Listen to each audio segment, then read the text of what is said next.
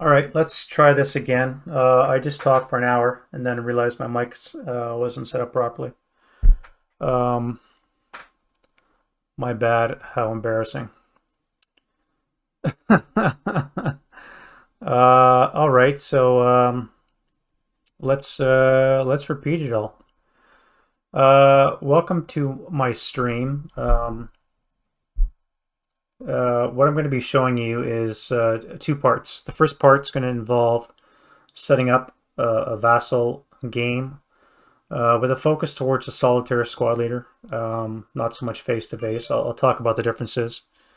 But setting up a solitaire version of Vassal. And then part two is going to be me actually playing through a campaign as a German SS reconnaissance company through 25 weekly missions, the beginning of Operation Barbarossa. Before we get to that, let's look at the map setups and the game setups. So what you're looking at is basically going to be the end result of what I'm going to be spending probably about an hour or so talking about. If you're new to Vassal, this is for you guys. If you're a solitaire Vassal player, this is probably especially pertinent to you. If you're a veteran or do more face-to-face, you may find some of this or most of it non-applicable. If you're a veteran, you already probably know how to do most of the stuff, but maybe there's some stuff in here that's that you can use to your own benefit. All right, let's get into it. As I said, this is going to be the end state, so let's go from the beginning.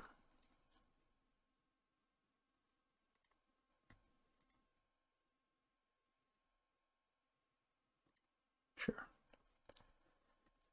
Alrighty, first up, we have Vassal. I'm using 3.5.8. There's a new version 3.6 out. I think they're still in the beta. I don't know if they're fully released yet or not, but I'm happy with 3.5.8, so I'm going to use that for a while until I eventually upgrade. I'm also using VASL version 6.6.2. I believe there's a newer version. I think it's 6.6.3. Again, I'm not sure if that's the latest or if there's a beta version. Maybe there's something newer than that. I'm not sure. Again, my mission setup, which I set up about a month and a half ago, is based on around 6.6.2, and rather than modify it, I'm just going to use that. It generally works the same, except there's a few tweaks, better versions and all that. But by and large, it's really not going to affect the way that I do it. So most of this should still be applicable regardless of the version you use. Obviously, the newer ones are better than the older ones to some degree. So there's some caveats that have to bear in mind to what I'm going to spend about an hour talking about. You've already done your downloads for Vassal and the VASL module. I'll have those links in the description of the text in the YouTube channel. So if you're new to all this, it'll be there for you. You'll also need to download the map boards. Now, with the latest versions of Vassal, they've become auto-updating. And as they come out with different versions, like they're working on the line of sights, for example, between the different vertices and whatnot, they may upgrade boards and periodically, and that's done for you automatically now, as opposed to having to manually download boards every time, which could be a bit monotonous, painful. So it's good to see that that's been working good. You also have found some extensions that you like. I'll get into the extensions that I use, but there's plenty of ones. There's plenty of extensions out there to use. Some probably new ones being made all the time. I'll show you the 4 or so that I use, and you leave the rest for you guys to explore. So you want to have those downloaded and in a location. Again, you want to put this in the subfolder of your install. So what does that look like? Typically, you download Vassal. It comes as a zip file. This is assuming you've already installed the actual Vassal program. VASL is just the module. In this case, again, 6.6.2. It comes as a zip file. You unzip it, and it creates a board subfolder which has all your boards. And you can add an extensions subfolder which has all your extensions. These have to be set. If they're not set, then the game doesn't know where to look for this stuff, and you won't be able to use it. And then, of course, you have the VASL module itself. All right, so that's basically what your folder looks like. Now, to actually install it, all you go is your File, Open Module. You navigate to where it is, you select it, and you hit Open. And it installs the module. That easy. To open it, you just double-click it. And you should be faced with a start screen, a welcome screen. As I said earlier, this check wizard box doesn't seem to do anything because every time I've opened this up, it's been checked again. So you can just ignore it. 3 options. You can start a new game. You can look for a game online. This is for you face-to-face guys. I've never done face-to-face, so I'm not sure how that exactly works. But I assume you connect to some kind of server, find a game, and you get rolling. And the third option is going to be loading a save game, which I'll show you later on. So right now we're going to start a new game offline. Yeah, hit next. Again, you make sure your boards are selected.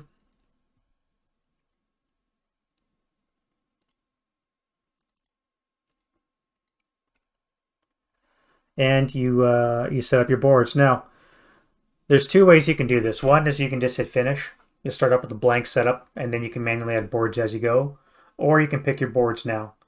Reason why you want to pick it now is I was just testing this, and it's a bit clunky. Sometimes it works as I say, sometimes it doesn't.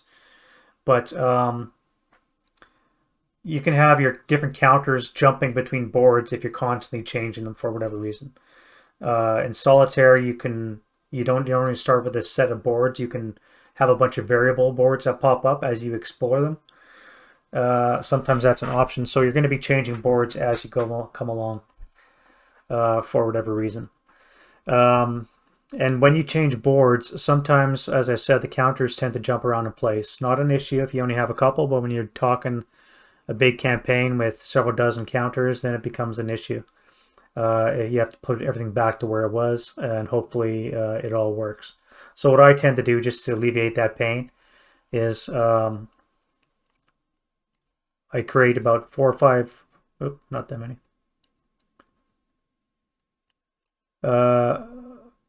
rows, and then I select a couple blank boards to put in there. So these ones here that I'm going to be using as my main play area, I just pick a blank 0. The one on the right, I picked I'm going to pick a null board, which is basically a blank space. All right, and what it then looks like is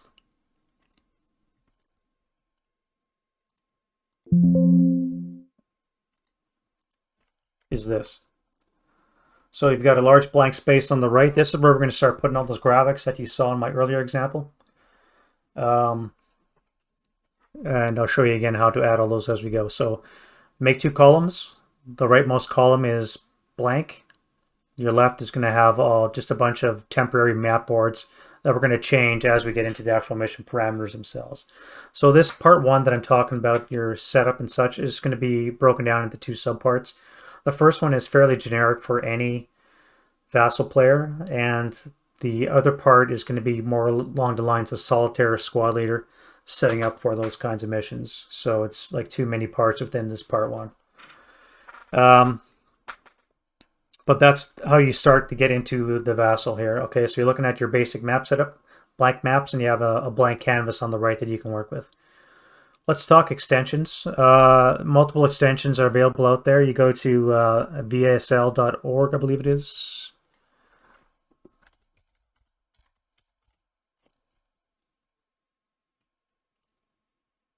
No. Vassal.info. My bad. You go to vassal.info, and here you have all your downloads. You go to extensions, and there's a plethora of extensions. A lot of older ones, and all these newer ones that have been ready to work with version 6 or later, which is what we're using, version 6.62. For me, you could be using this latest, I believe, is 6.63. Yeah, you find the one you want, and download it. So things you want to probably use are the chit generator. This gives you a random number between A to G, less important for face-to-face because you pick your boards. But with solitaire, the suspect counters come on random spots, and you don't know where that is, and you have to determine that, and that's how you do it. You use a chit generator. OBA flowchart, very handy. This is an outdated code, I believe. I don't know if it's been updated for 6.6, but I keep getting errors with the one that I'm using, so maybe I have an outdated one. If you've never used OBA before, offboard artillery, it's a very handy flowchart to walk you through everything from rolling for radio contact to dropping an FFE and so on. So very handy for that as well. What else is there? At any rate, go to vasl.info and look for your extensions there. Extensions I use, besides those ones, these are I'm talking about A to G, generates a bunch of chits. OBA flowchart, again I'm using an outdated one from 2021, but it still works. And yeah, you walk through an OBA flowchart. We'll get into where those chits are located if you don't know. And so on. And that's how you use the OBA flowchart. So very handy tool. I still use it even though I've used OBA a lot. I use a random selection custom extension. I never made this. It's available. I found it online somewhere. I can't remember where. But basically, this lets you roll random numbers that you aren't normally covered with your 2 dice or your A to GG chit generator. So if you talk in the large historical maps like Valor of the Guards or Red Barricades, you can have 1 to 50 down your left and your right sides. And again, if you're playing solitaire, you have to determine randomly where the units enter. You don't know how to generate that. You use this random selector tool to generate a number. In this case, 1 dice, 50 sides.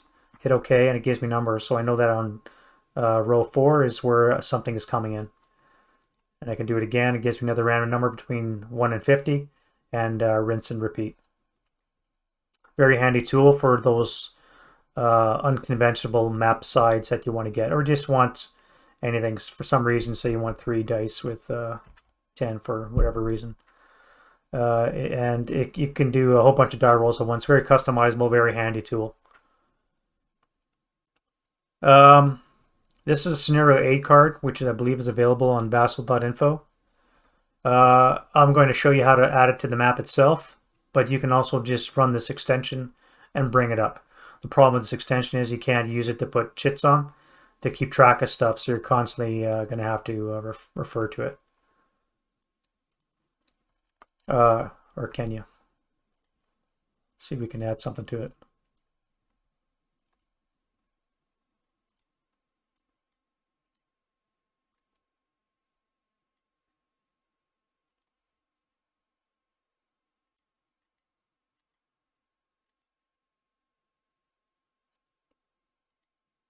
Oh yeah.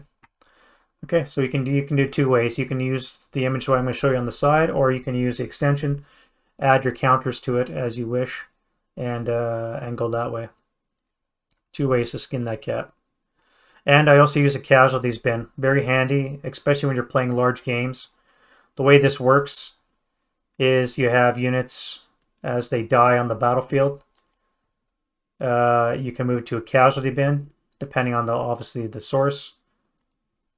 You put it in the bin, and then when you look at the bin, it's calculated automatically your CVP, and you can keep track of all your units that way. It works with tanks, works with guns. Very handy way of auto-calculating stuff. When you're dealing with a lot of troops, again, when you're talking historical modules, then it's thanks, Ron Herder. If you're talking historical modules, you're going to be dealing with lots of troops. I've had values of 150 CVP collected in the course of a day's campaigning. So it gets very clunky and cumbersome to do it any other way. So a casualties bin setup is very cool. So that's the extensions I use: A to GG, the OBA flowchart, the random selection, and the casualties bin. Right, so that's my extensions. Now we'll get into setting up those images on the side like I was showing you. Again, this is applicable to all kinds of Vassal players, not just solitaire. So what I have, and I suggest you guys have one of these as well if you do a lot of this, is I have a notepad which has a list of all HTML code. The way images work in Vassal is with HTML code. If you don't know it, you have to find it. So again, you can find all this stuff on gamesquad.forum, already there for you. You can just copy and paste it into your own table. Or you can do it a quick and easy way, which I found, is to use images that have already been pre-made. So in this case, if you want to use the Russian generation tables, I have a PNG file, which I'll show you how to make. And you have a link to it, and you can then put it in. So how we do that, we copy it. We go back to our Vassal map, and we're going to look for our draggable overlays right up here at the top. Not the deluxe, the large format ones, the standard size ones. You go to Labels tab, and you drag a label onto your screen. From here, you have two lines that you can edit. Line label and a line 2. Delete one of these. And on the other one, you're just going to paste in the code from your text. Hit OK, and you will have in this case, a generation table. If you don't know, never used these before, by the way, these are not selectable normally. You can see me clicking on it. You can't drag and drop it.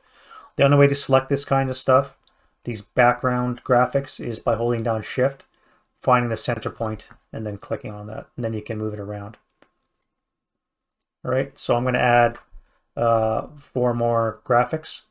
And they're all done the same way. So you drag again your overlay. Delete one of the lines, doesn't matter which one. You can use line 2 or the label for your code, doesn't matter. You copy and paste your next one. And rinse repeat for as many graphics as you want to add to your layout. So these are the ones that I use a lot. And as I expand my gaming repertoire, I'll probably be adding to my list. Again, they're quite simple and easy to make once you know what you're doing. And then one more.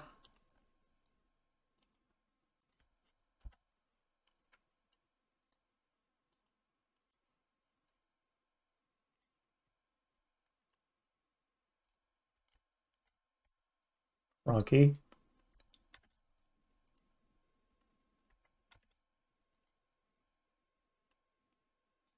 All right. And that's basically how you do it.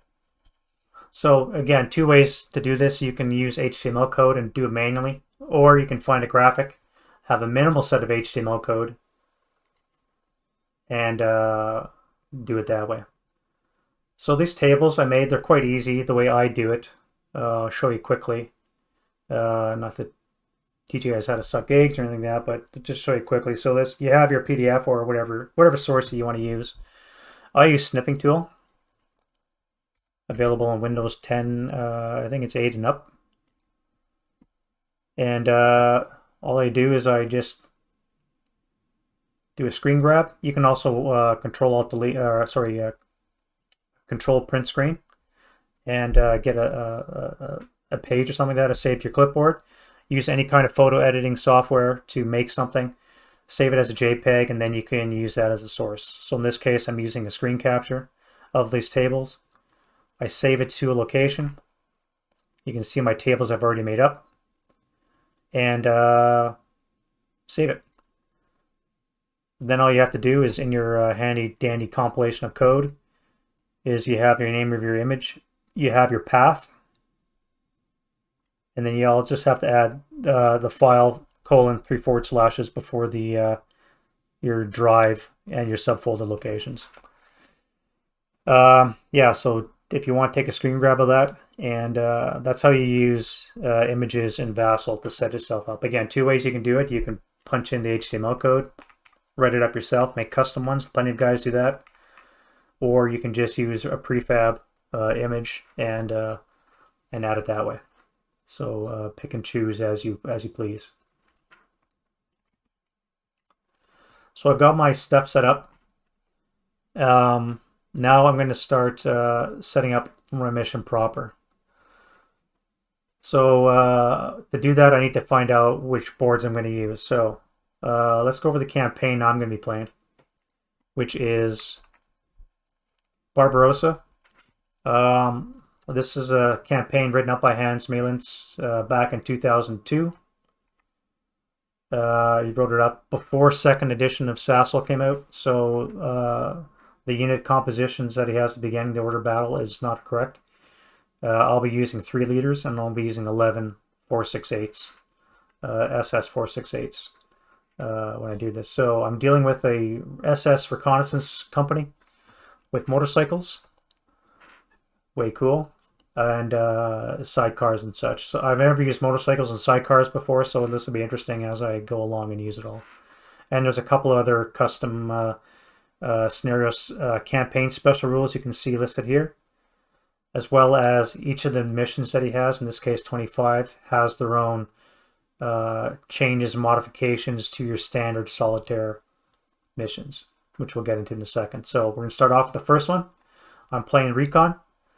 I have modifications to my map boards. I have my weather, my enemy ELR set, as well as any additional die roll modifiers for my Russian generations.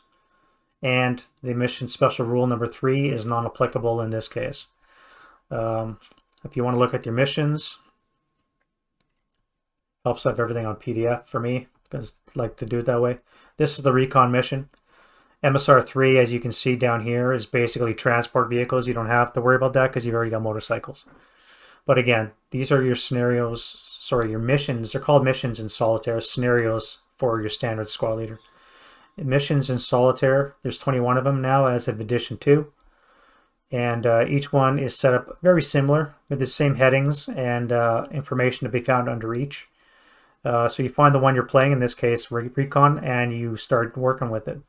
So I know that I have to start off with 2 map boards.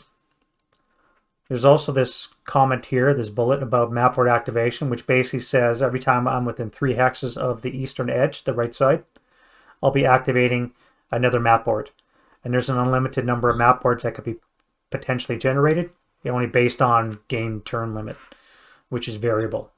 Most solitaire games are variable game length, so you never know when it's going to end. You never know what's going to come on board. You never know what's going to be on board, and you don't know how many boards you're going to generate. So it's very fog of war, which is one of the reasons why I really like it and such. So we want to look at our map board selection as the first thing we set up. So normally I'd use the 8E table, which look under your tables is your terrain selection tables here, which has a bunch of subtables depending on what you're looking for. But if I look on my mission special rules, I don't roll an AE, but directly on the farmland with a -1.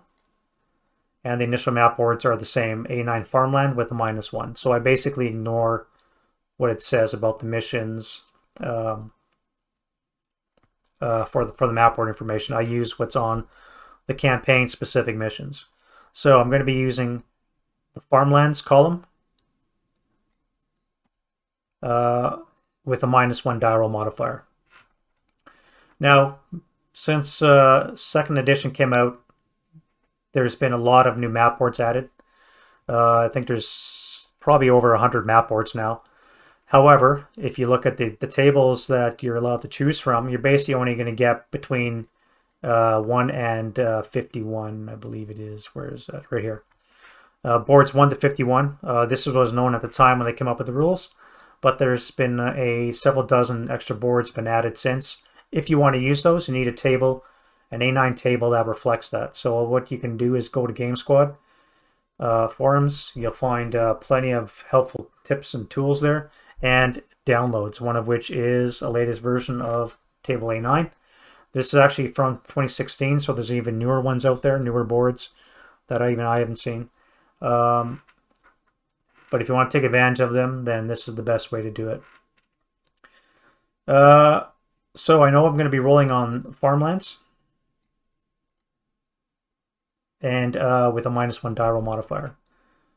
Now, one other rule with solitaire setting up your maps boards is map orientation.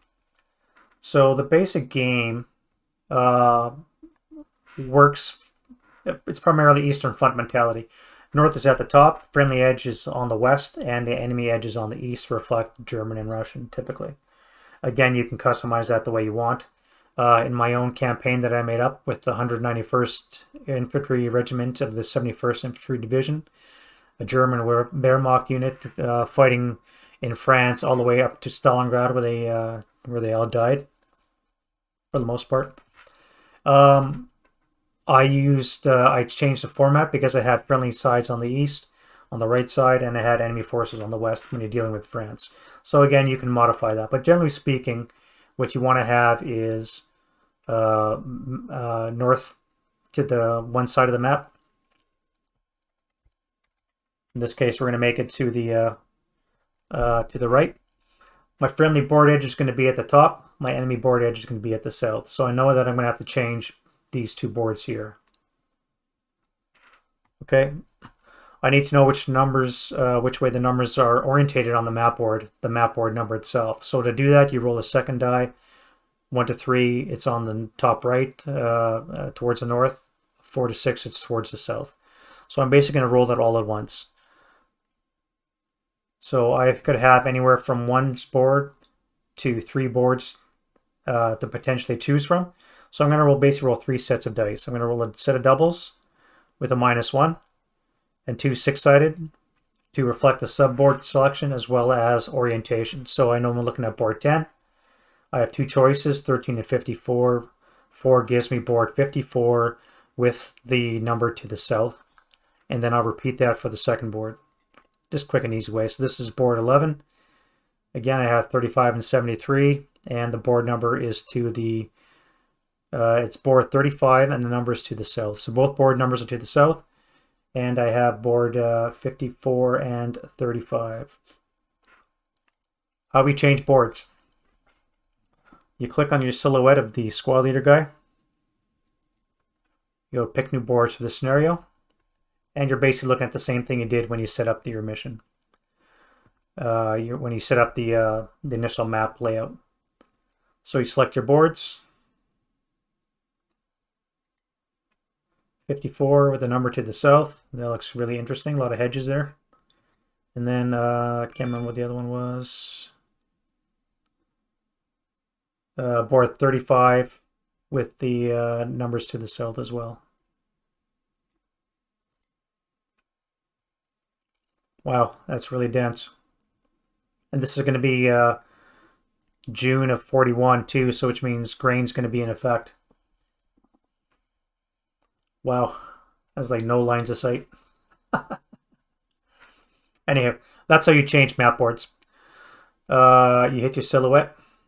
You go to pick new map boards for this scenario, and you can pick and choose.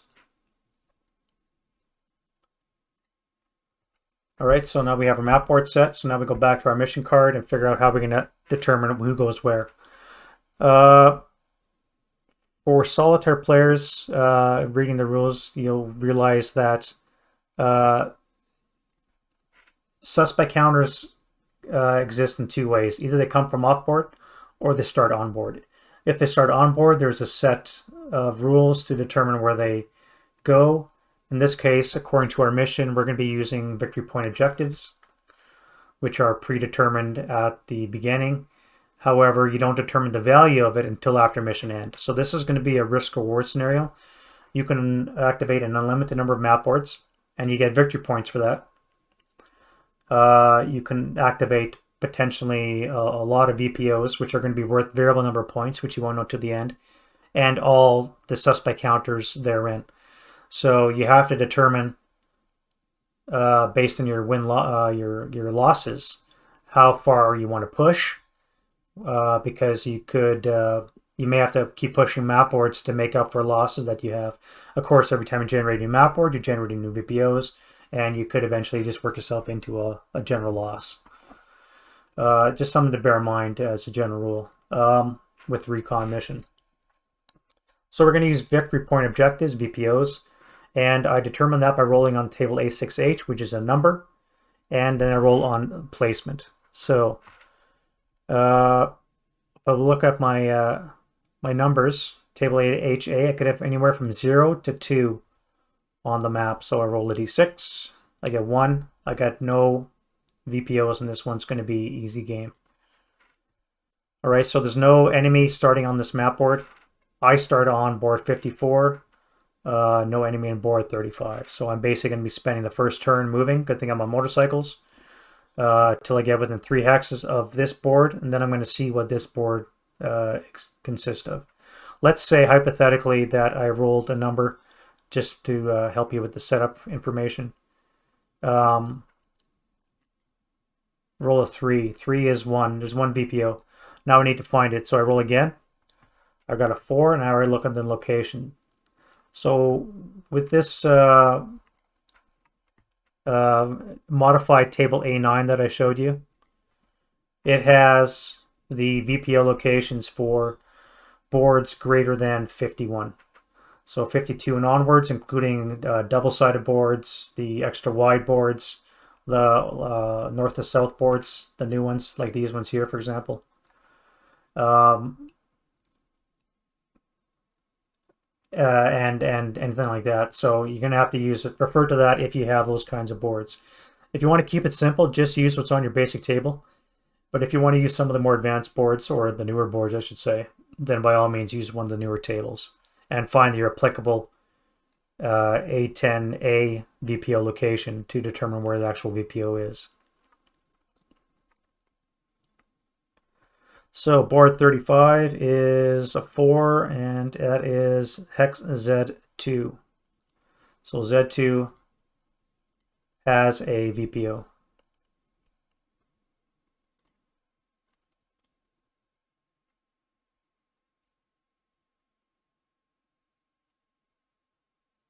Path. Then we go to placement. Again, you look at your mission card. Tells you where to place your troops. They're placed as per 41C, which is basically inside the VPO location and every concealment terrain within 1 hex of that location. So because this is a nice orchard board with a lot of grain, there'd be a lot of concealment, potentially a lot of concealment counters. If this was a multi-hex building, each level would have its own concealment counter, suspect counter. All right, so we have map board orientation. We've got the VPO location setups. We have enemies set up. Now all that remains is to put your own forces on board and do that other pre-scenario setup, and then we can begin. All right. Now I'm going to stop this here and load this up onto YouTube as a part 1. And the video is going to keep going as I load up the other one. If you want to see what that looks like, I'll quickly do that. So let me close this off.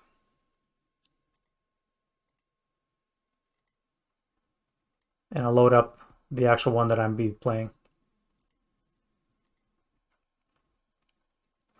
All right, so same kind of drills. That was loud.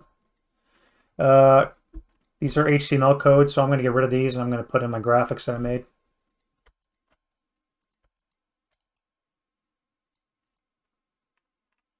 And replace that. But this is basically what you're looking at. So again, your board setup is complete. You start adding all your counters. You add your friendly units. You add your sniper counters. Now we have to set up some basic scenario information. So you go to your info tab right down here by the OBA. You enter in your ELR, your SAN, ELR, SAN for your enemy. Booby traps if there any exist. And you save that, because if you never played Vassal before, when you hit those numbers like SAN or ELR, when you're doing a morale check, for example, say you're doing a morale check, let's get one that bust. You can see I've activated an allied SAN when I rolled a 5, for example. So it does these calculations for you automatically, just so you don't have to think about it. So it's handy that way. Yeah, so this is basically what I tried to show you was, without being too mundane, is how to set up a Vassal scenario for solitaire mission. Hopefully this has been of use. Like I said, I'm going to make a part 2, which will be me actually playing through the campaign from this point forward. If you see this on YouTube and you think it's of use, give me a thumbs up. Comment in the comments below what you if I missed anything or things you'd like to see added, and then I can make edits, maybe make a future updated video reflect all those changes. Check out the descriptions column as well, because I'll be having a couple links there for you. Again, this is for people that really have never dabbled with Vassal or you're just getting started. I'll give you some links to websites which has different stuff like Vassal. You can do your setups that way and do it that way. All right, guys, thank you very much for watching, and we'll get back into it.